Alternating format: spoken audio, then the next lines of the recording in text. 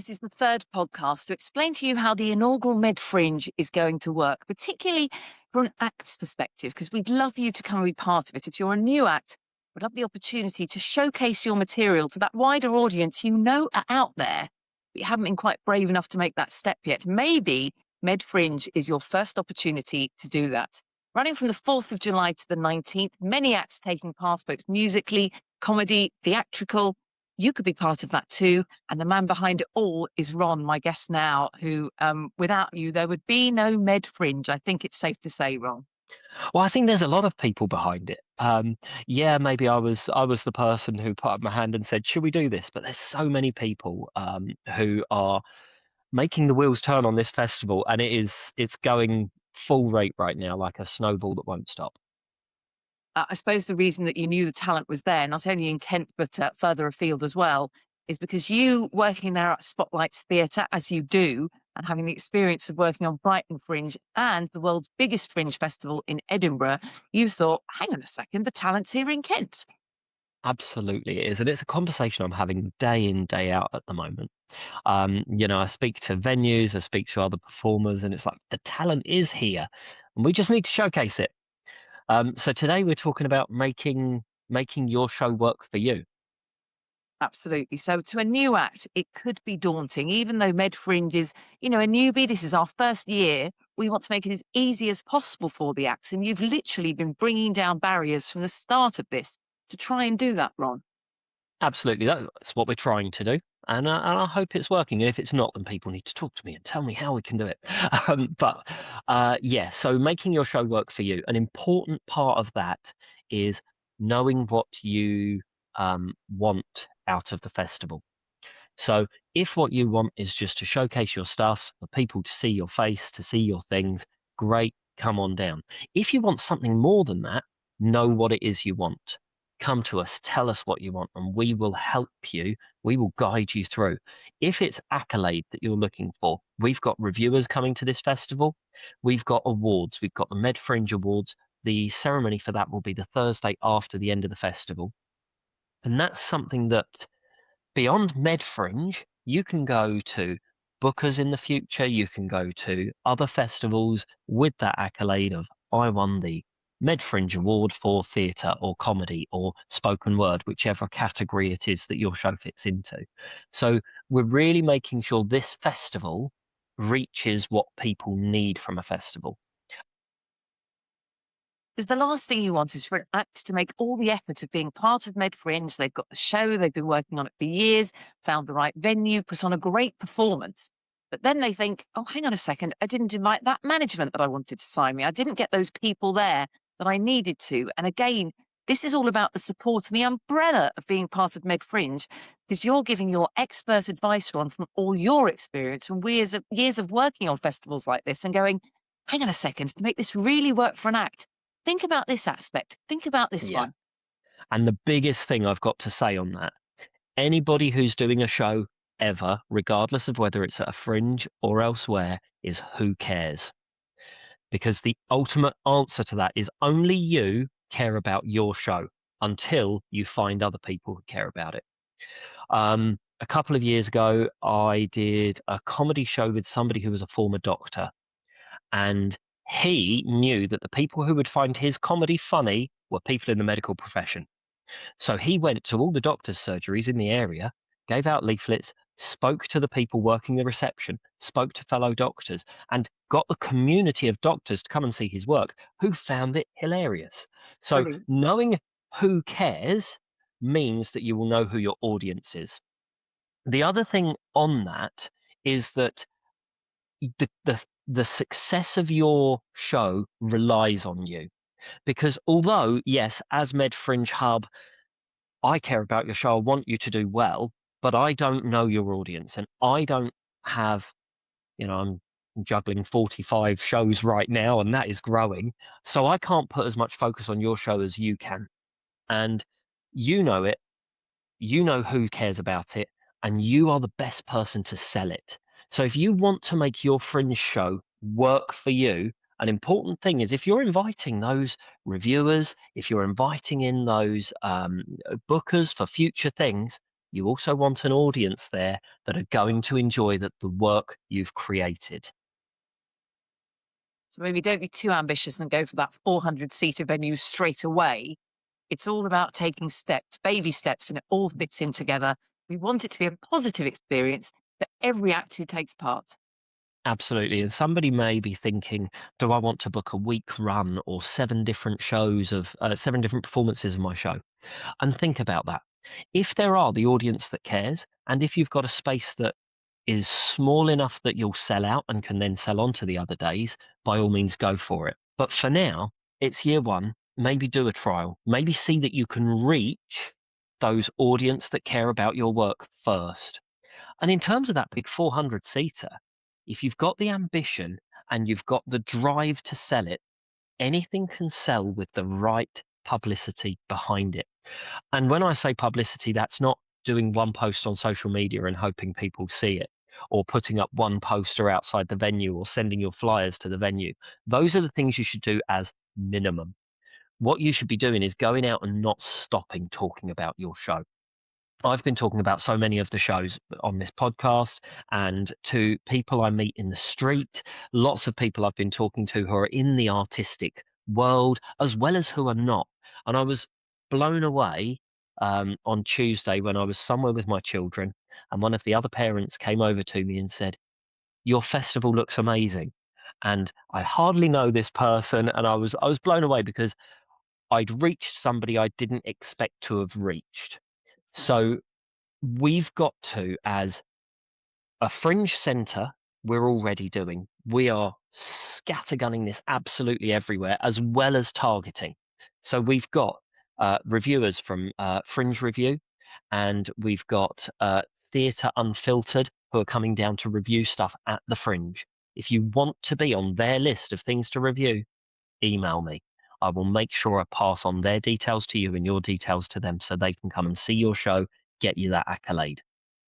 That constant barrage of talking about your show and going out there, finding somebody who cares, making sure they have the information. Then go, oh, that person in that grocery shop thought that my Arturo Ui is really interesting. Let's go to another grocery shop and tell them.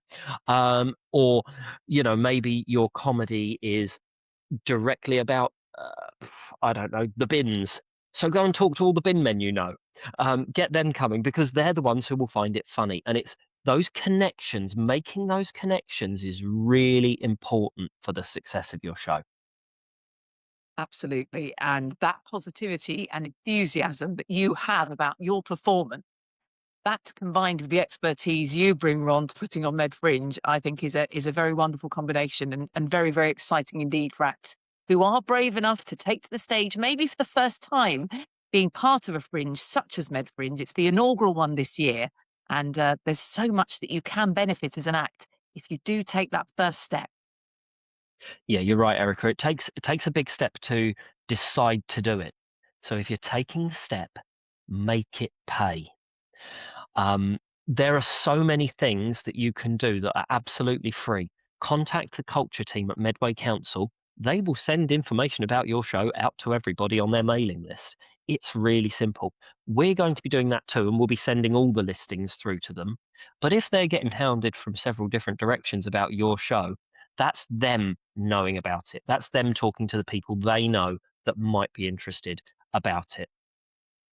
There are other things like the libraries. We have 15 libraries in Medway. They're a fantastic resource. If you take your flyers bundled in small packets, 15 of them, to one of the libraries in Medway, they'll deliver them to all the others for you. And it's a great way of getting your flyer, your image in front of people's faces. They say you have to say things 5 times before you'll choose to pick one up. So get it out there, get it on people's radar, get it all over your social media, and tag Med Fringe. We're doing loads of stuff at Fringe Hub, putting things on TikTok, YouTube, Instagram, LinkedIn, Facebook. We're right across so many social medias. So if you're tagging us on those things, the things that we're doing as building the foundations, you'll be able to bounce off as well. Yeah. And that medfringe.com, great place to start. That address is down below right now. Um, Yes. I know it seems daunting to enact, And lots of these acts are going to be at the newer end of the scale, maybe without that experience. We know it seems daunting, but that's why we're encouraging you to take the first step when you are under that umbrella of Med Fringe, because we're doing some of the work behind the scenes for you to make it easier for you so that it's a success. Yes, and there's something that somebody I've worked with through the years said to me recently, and it's some advice that was given to her, and it's be the successful you. So a lot of people say, "Oh, I'll do that when I'm successful in 10 years, when I've done this, that, and the other." Why not do that now? So if you're sitting here thinking, "I want to get to a stage where I can contact this big booker because I want them to see my work," contact them now. Invite them now. You'll probably get a no, but that's okay. But do those things where you've got, if you've got a vision, the way to get to that vision is to just start now. Try things now. Send those invitations. And please, please, please invite everybody. If you're thinking, I've got family around me, but they're not particularly interested in my work, that's fair enough. But they're interested in you. They care about you and they care about your success. Invite them. They then, within their circles, know other people who might be interested in your work and they can invite them. So don't ever um, put down the power of people talking and people sharing your story.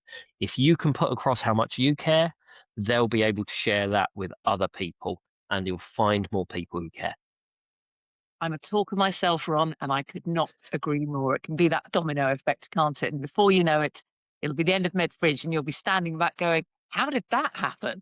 Well, it happened because Yeah. Ron brought up Med Fringe and you reached out Mhm. at the right time, found the right venue, and it's amazing what magic can happen when you put that in.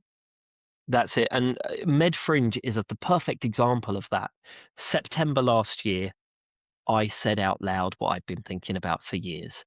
Here we are, crikey, 9 months later, we now have a massive festival that has got so many legs running incredibly fast, and we are so much further than I ever thought we would be. I hoped we'd be here, but I hoped we'd be here in 2027. So that's just proof that if you do that thing of choosing to do the successful you, it will come. So once you've taken that big step, you've checked out medfringe.com, maybe sent an email to Ron to ask some of the questions that you don't really understand at this stage. We get that. We are here to help.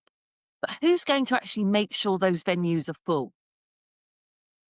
Great question. And I come back to that. Who cares? It's your show. You're the one who knows it best. Your venue will try, because it's in their best interests, to fill that venue for you. However, like I've said, they are managing 7 or 8 shows, maybe even just that day, but certainly across that week. So, although they're going to be reaching out to their audiences, you're the one who cares. You're the one who has the responsibility. You're the one who is going to benefit most from getting people through the door. So you're the one who needs to print your posters as soon as you can and get them out everywhere. You need to print your flyers as early as you can, and you need to get them to everybody who will take one. And you need to be having those conversations, posting all over your social media, emailing to everybody you know, texting everyone in your contact list to make sure they know what's going on. It's quite often I'll hear when I'm out and about in Medway, people say there's nothing going on in Medway, which is a fallacy. And I hate to hear it. And I may have said that already on this podcast because there is so much going on. But what's the hurdle is people don't hear about it. So your job as the performer is to make sure you succeed at what you are coming to achieve. For most people, that means getting people in the room. It's your responsibility. Take that responsibility and run with it. And if that means that as part of that, you want to pester your venue every day and say, how many tickets have we sold? What can we do to sell more? Your venue will give you advice. I will give you advice. Contact me, contact your venue. I can take you through so many steps. I've said most of them in this podcast already, but there are so many steps you can take that will start your numbers going up and up and up. And we'll have a fantastic, successful festival. So this is the third podcast that we've done about this. And if you have missed episodes 1 and 2, just go to medfringe.com or on YouTube. They are all there for you to catch up on. And there will be future episodes as well. I urge you to watch them all before you take the next step on your pathway to be part of medfringe.com. But Ron, before we do wrap up today, what are the do's and don'ts of being part of this year's festival starting on the 4th of July? Do talk about your show to everybody. Absolutely anyone who will listen needs to know what you're doing. If they tell you to shut up and stop talking about that, you've been going on about it for weeks, then fine, talk to the next person. But most of the time they won't, and they will be interested because they're having a conversation with you to start with. So do talk, don't stop talking. Do contact your local news outlets. We've got loads of local news in Medway, in Kent. We've got the radio stations, and there are multiple. Send them some information. There are quite often quiet news days where people need something to talk about, and having your email appear in their inbox can be really helpful. So do reach out to those people. Reach out to people that you think, I'd quite like them to come and see it. Tell them so. Tell them outright. It would matter to me for you to come. Make sure they know that that would mean something to you, because that will make a difference to their decision making around it. Don't book your slot and hope it'll all turn out well.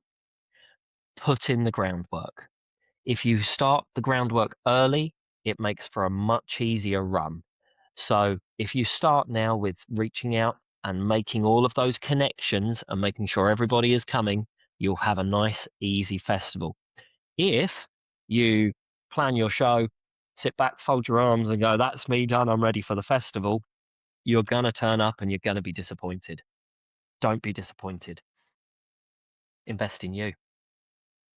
People often say about good luck, don't they? That when people say, oh, you've been so lucky, and then you look back at the hard work they've taken to get to that stage, the more you put in, the more you'll get out of it. Do you think that's safe That's to it. say? We make our own luck. So yes, you might get lucky because somebody will come through the door and see it, but somebody invited them. They didn't just do a random search on your social media and see that one post you did 6 weeks ago. They came because you spoke about it, because somebody invited them. Make your own luck. And there's lots of advice like that still to come on future podcasts. Ron knows his stuff. Don't forget to check out medfringe.com for more.